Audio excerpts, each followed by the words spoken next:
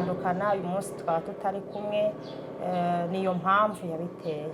Impamvu namwihaye, twabanye mu murimo w'Imana turi abana, dukurira mu itorero rya ADEPR turi abana, agera aho aba mukuru, aba umucuranzi wa korari, akajya acuranga nanjye ndi umuririmbyi.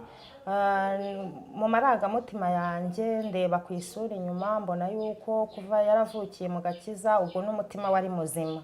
N'ubundi muri iyi migabane ibiri TV ibiganiro turiho by'indorerwamo y'umuryango, n'ubundi icyo twenda kuvuga ni gute twakubaka urugo twirebamo tukumva turanezerewe.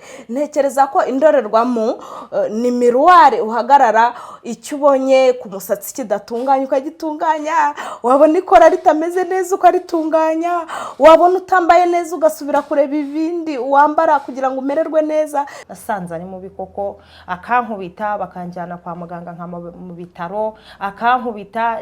Ndibuka rimwe yigeze ankubita, nari ntwite, arankubita koko, ankubise umugeri. Yesu nashimwe cyane. Igitondo cyiza nk'iki cy'umugisha, dushimiye Imana ko twongeye kuboneka kuri iyi televiziyo Imigabane ibiri TV. Tunejejwe n'Imana mu mutima wacu kuko ubuzima bwacu bugenda buhinduka uko twumvise ibinyuraho. Rero twatewe iteka cyane no kugera ahangaha ku Migabane ibiri TV mu yindi sije nayo yitwa indorerwamo y'umuryango. Ubushize barabibasobanuriye, bababwira ko hari abatumirwa bazaza. Rero abo batumirwa nibo bahageze.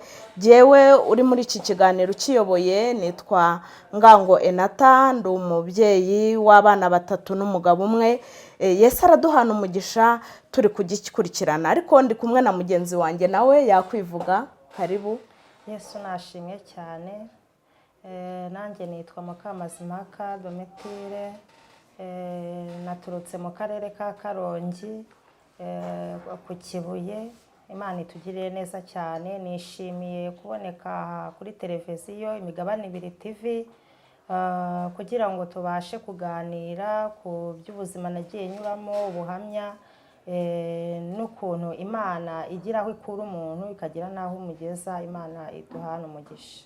Rero turakwakiriye Donatira, ndumva waturutse ahantu kure. Umuhate wawe numva atari ubusa ku mwami, kandi kubwo kuvugira kuri iyi televiziyo nzi ko hari ikiri bukoreke mu izina rya Yesu. Rero nanjye ndakwakiriye ndanezerewe. Imana yakurinze mu nzira uza, kandi nayo turayishimiye yo yakurinze ikakugeza ahangaha ku masaha. Imana iguha umugisha. Rero dutangiye tuvuga ngo uri umumama. Ese wasize abana n'umugabo? Nasize abana gusa. Umugabo yaguhaye uruhushya se byagenze gute? Umugabo ntawe mfite, nakoze divorce. Okay. Ubwo bivuze ngo uje kuvuga ubutumwa bwiza ariko utabana n'umugabo. Nzi ko divorce ari ugusepara, ubukwawe nawe akabukwe, kandi ugakomeza ugakoreramo n'Imana. Imana rero iguha umugisha. Numva ari ibintu biremereye kandi binagoye. None se Donati, kugira ngo ukorere Imana kandi umugabo adahari, ubifashwamo n'iki? Niki kigutera imbaraga? Niki kigusunika mu gihe abandi bumva abusanse yo kutagira umugabo bumva batabishobora ngo bakomeze urwo rugendo? Wowe izo mbaraga uzikura he? Ese byavuye kuki kugira ngo urekure? Niki cyaguteye kurekura? Ubuntu bw'Imana nibwo bunkomeza, nabwo buntera gukorera Imana, ko ijambo ryarambwiye ngo mu bibaho byose duhore dushima. Mfite umugabo nakoreye Imana, ntanamufite ngomba gukorera Imana kuko byose biva mu rukundo rwayo.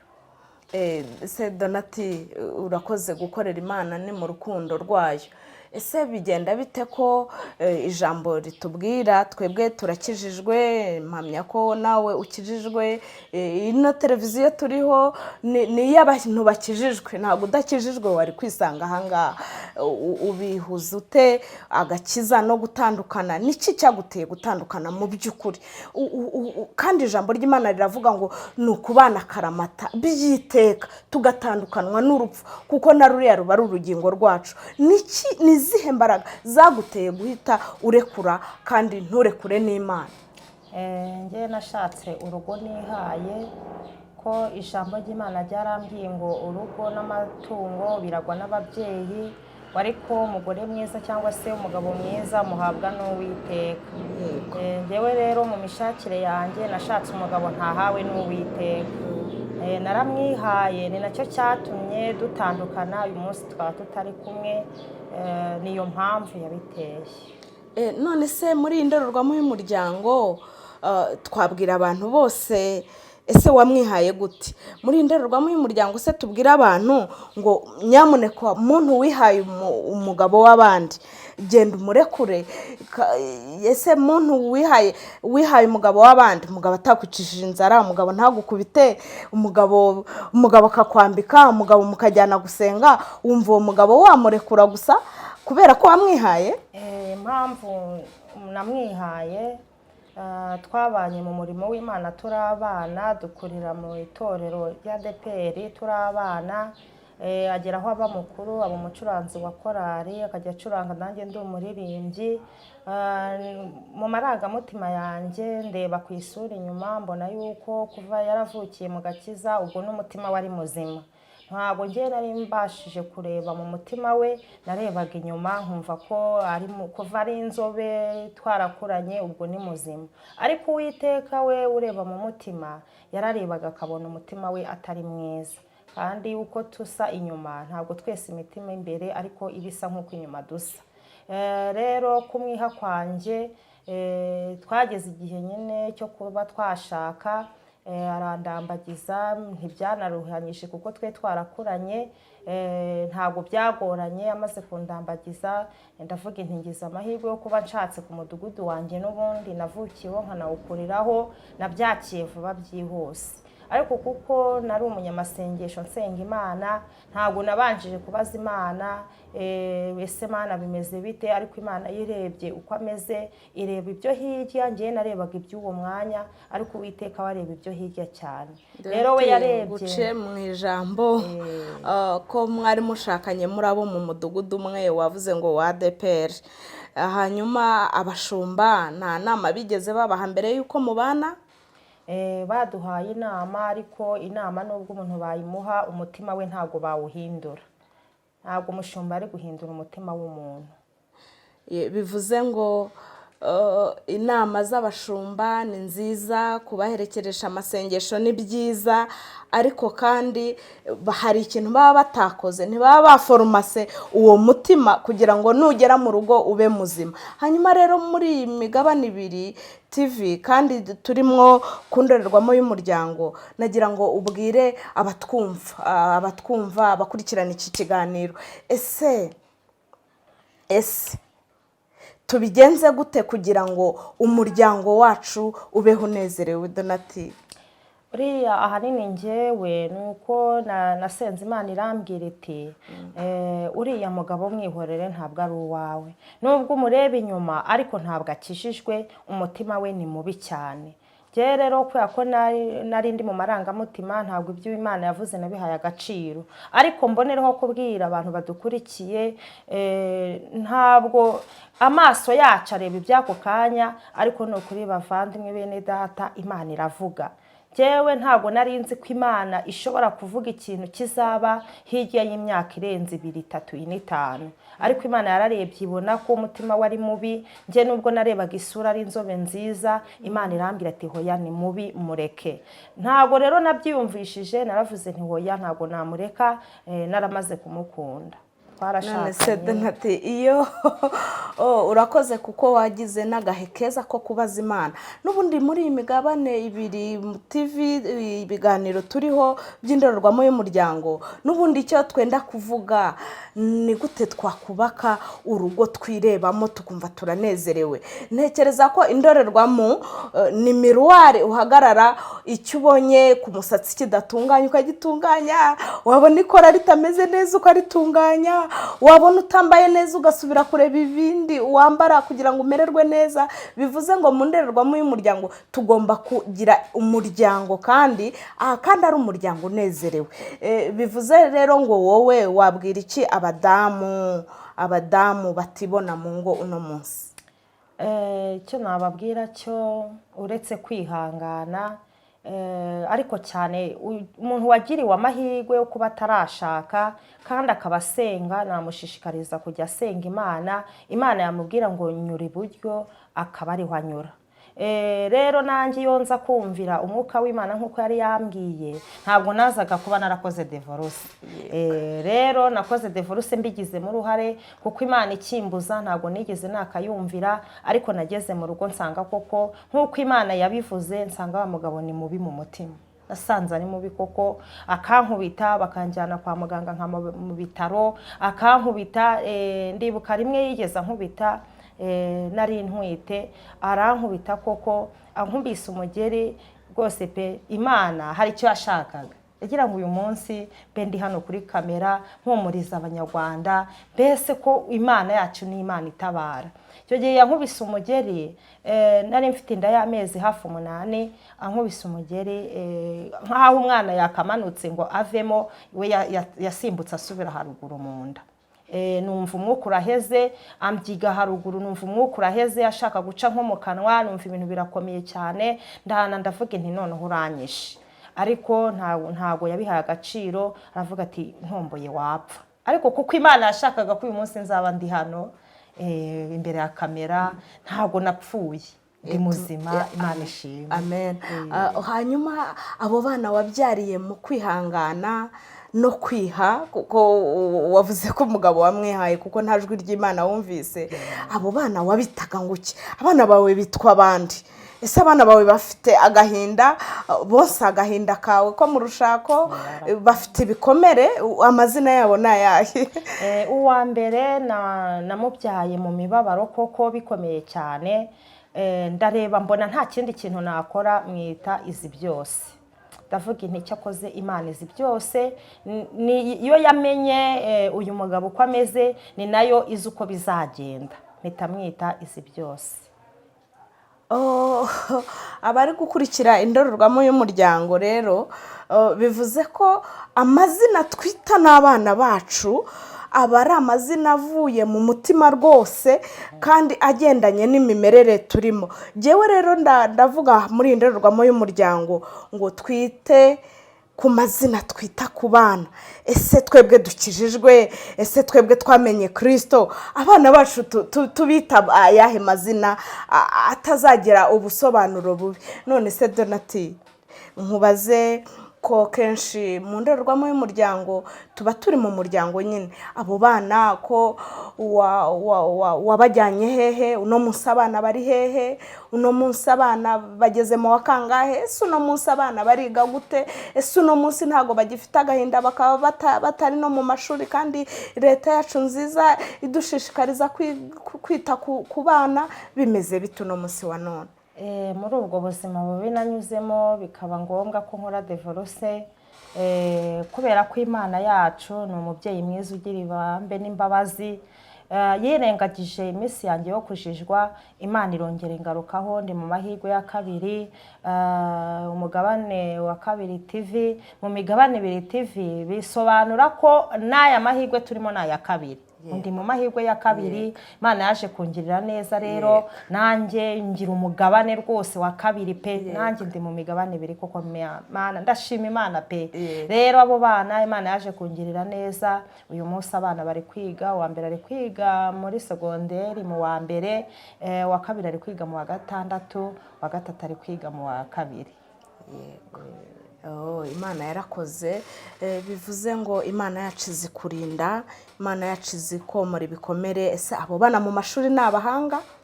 Abana ni abahanga. Dushima Imana rero ko igiturindira urubyaro, nubwo tuba twarubyariye muri ako gahinda rwose, ariko yarangiza igatanga andi mahirwe, igatanga undi mugabane duhabwa na Yesu Kristo, igatanga undi mugabane, amateka yacu agahinduka, ahakera hacu za karande zikatuvaho. Ntekereza ko iyi migabane 2 TV ari nayo idukuraho ari izina ryadukuyeho za karande zacu.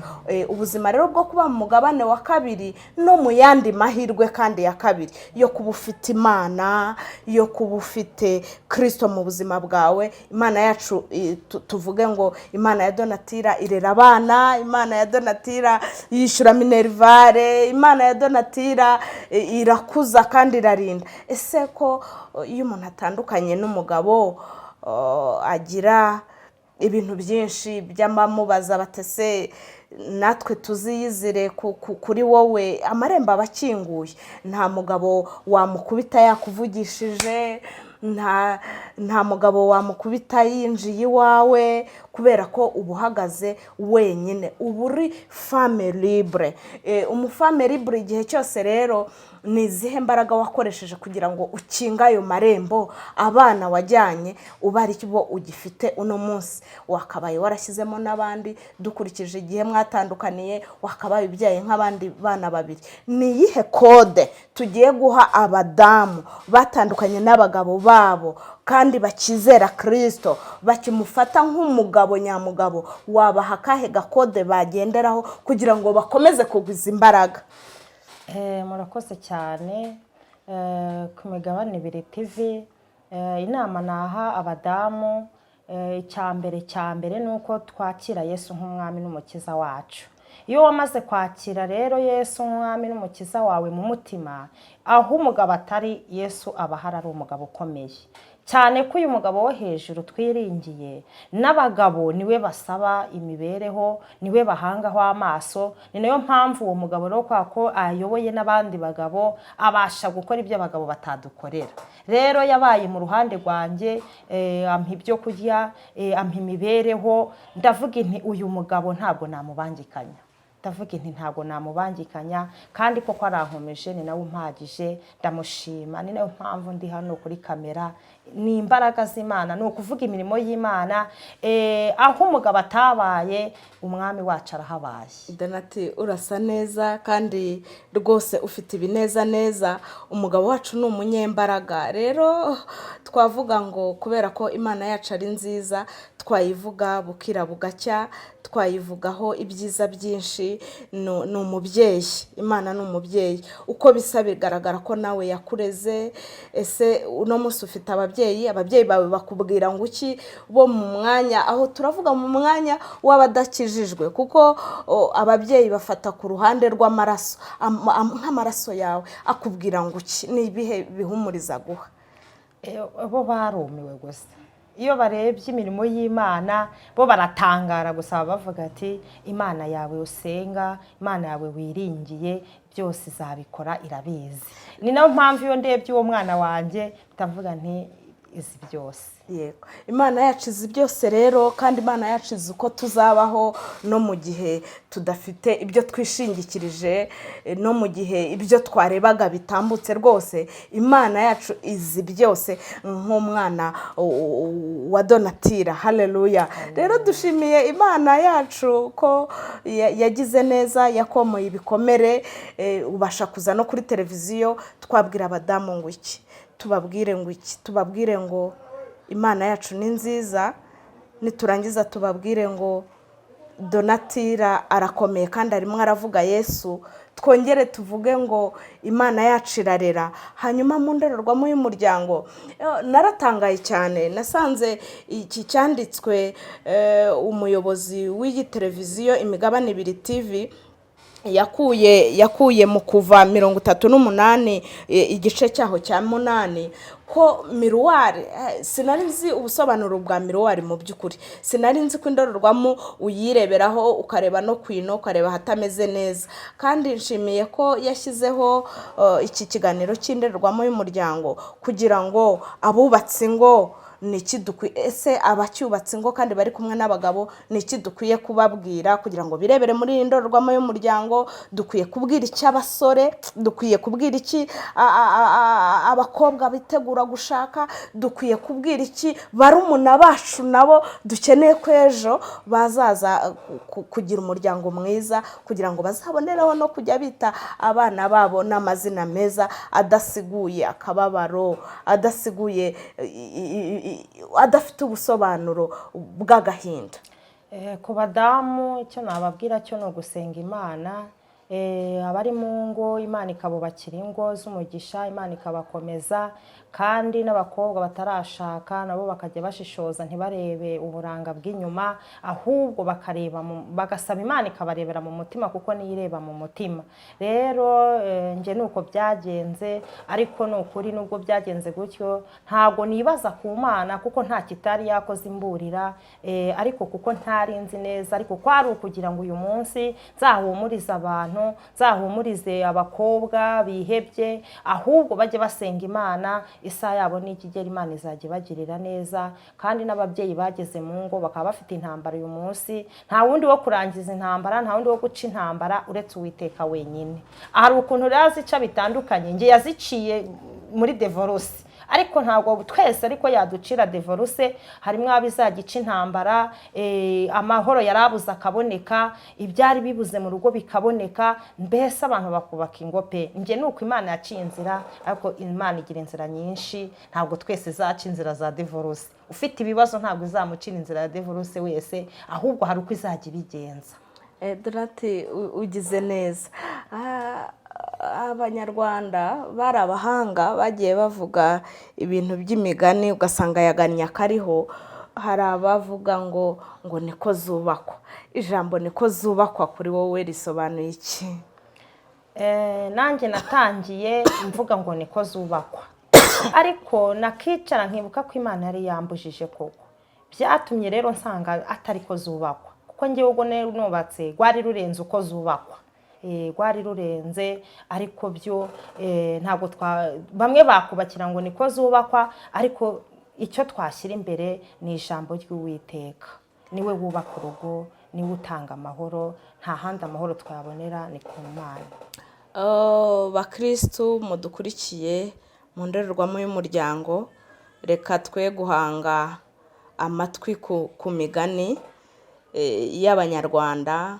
Niko zubakwa tubikuyeho ku Bakristo, reka dukurikire Imana, niyo izakora imirimo. Rero ntabwo tugere ku musozo w'iki kiganiro indorerwamo y'umuryango. Tubwire iki Abanyarwanda se, ko tuzongera guhura ryari? Se twongeye kugutumira hano waza? Nta kibazo naza. Rero tugiye kuguha akanya keza ko gusengera abantu badukurikiranye, ko gusengera imitima izumva kuri iki kiganiro, kandi Imana izagira icyo ikora. Karibu usenga. Mwami Imana yacu, Uwiteka turagushimye kandi turaguhimbaje.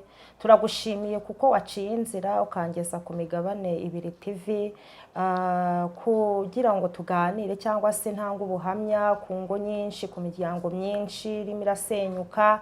Ariko kandi ntabwo dukwiye kubakira ku migani, ahubwo twubakira ku ijambo ryawe. Imana uhabwe icyubahiro. Rero akanya nk'aka twafashe turimo dutambutsa ikiganiro, reka abantu bagikurikiye bazafashwe n'aya magambo. Abo kubakira ingo uzazibubakire, kandi abazirimo babuze amahoro ujye uyabaha, kuko niwe wubaka urugo. Twamenye neza yuko urugo n'amatungo umuntu abihabwa n'ababyeyi, ariko umugore mwiza cyangwa umugabo mwiza umuntu amuhabwa n'Uwiteka. Rero ni wubaka ingo z'abantu muri iki gihe, kandi abantu bose babuze amahoro yabahe. Urakoze kuko wabanye natwe kandi waduhagarikiye muri iki kiganiro. Turagushimiye, uhabwe icyubahiro mu izina rya Yesu, amen. Namwe turabashimiye abadukurikiranaga. Naho ubutaha, kandi tubashishikarije kureba kuri nimero iri hasi. Waba wagize ikibazo cy'amatsiko, turahari kugira ngo tugusubize, kandi tuvuge ubutumwa bwiza, twomora imitima y'abantu bababaye kubw'umuryango utameze neza. Imana rero irebaho umugisha, kandi ijuru ribishimire. Naho ubutaha.